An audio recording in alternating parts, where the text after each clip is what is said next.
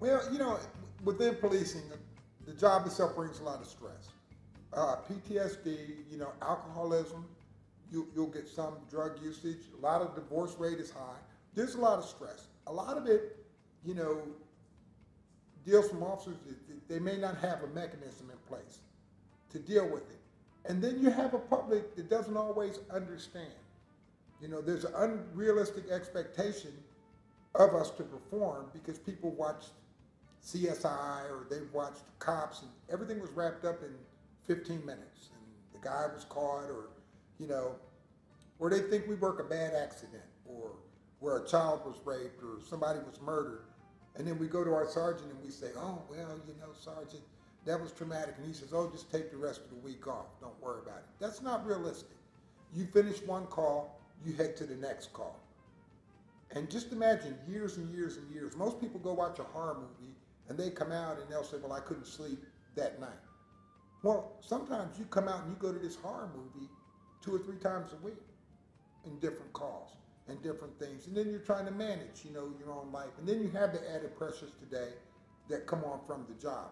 Some officers that are involved in shootings or they've been in things like that, they're always going to second guess themselves. Could I have done it better? Then you add in the media, and then you add in where people will just look at a video online, and now they're adding more pressure to that officer, and then they're labeled as a racist or this officer is this, and that doesn't have anything to do with it, but he's carrying all this load.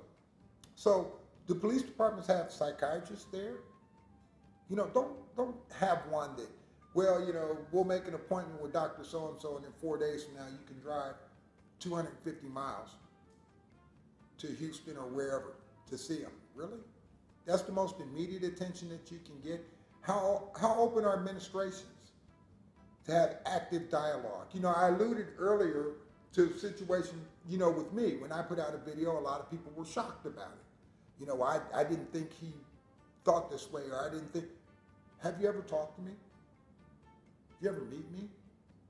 You see me at roll call, or you see me in uniform, or you see me at night when we're just talking about, football game or some nonsensical thing to pass the time. But what do you really know about me? And you work with me.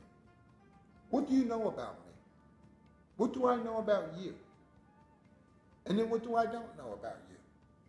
So if we don't have that dialogue one-on-one, and then we say, well, we're brothers in the badge and we're out there to protect each other, and I would give my life for this guy and I would give my life, that's great, but you won't get 5 minutes to learn who is that guy?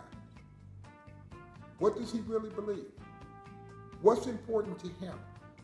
And it's not to say that they wouldn't risk their life or they wouldn't protect, but when you come to the funeral, you really know him? If something happened to me, I'm sure you'd have people who don't even know where this town is on the map until they're coming to the funeral. But, it's nice that you came, but do you know him? So when you get there, you're going to take up space. Where the people in the community who do know me, are they going to have to stand out in the parking lot in the rain so that we can make a superficial display of people in the uniform that come? I'm not saying it's not nice. I'm not saying it's not warranted. But when we get down to the other than I'm a police officer, you're a police officer, what do you know about me, the person? So if you and I can't have a dialogue as police officers and get to know each other, how do you expect a community to understand how you feel and to dialogue with you openly?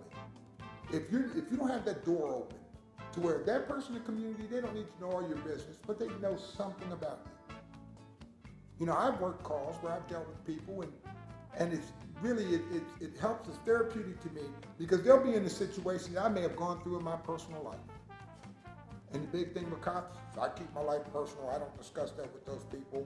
Okay, and you're going to go in and tell them what they need to do to get their life together, but, that he was without sin, But for me, sometimes I'll say, you know what? Instead of me telling them what you need to do is you need to do this, you need to do that, I'll tell them, hey, you know what?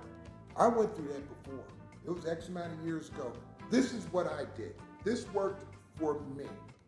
To that person, they're not expecting it. They're going, wow, this guy has problems? Well, yeah, guess what? And I eat food and drink and do all that other human stuff. But now I've opened the door with them. And they're thinking, he didn't have to tell me that, but he did. And I said, this is what I did. This worked for me. This didn't work. I tried this. I tried that. Now, you're not the cop anymore. You become an advisor, almost like a peer or a friend to that person. And they're more apt to take your advice. What does it stop? It stops a repeat call. How do you know that person's not going to go out and commit suicide? That's my way of kind of therapeutically blowing off a lot of things, but some officers don't have those avenues. You know, do you have a spiritual belief? You know, do you go to church? Do you just drink away your problems? You know, do you just go out there and party all the time? And I'm not going to put a grade on how anybody deals with it, but what type of mechanism is there?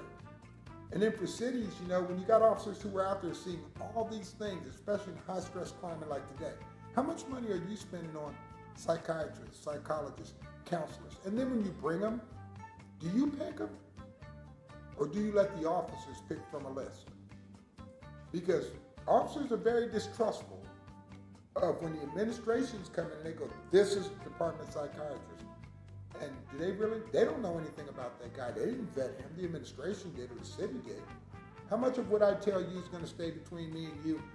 Or am I going to hear it in roll call? Or am I going to hear it here if I get in trouble, make a mistake administratively? Is that going to come out later? You know, so it's a trust factor. So even before we leave the police department, we've got trust issues inside, not just where all police departments, they're there. So we can't go out to a community and say, trust us, when we've got trust issues even within our own departments. Officer to officer, officer to administration, administration to city government, and then all three of those entities back to the community, who ideally is paying us, ironically.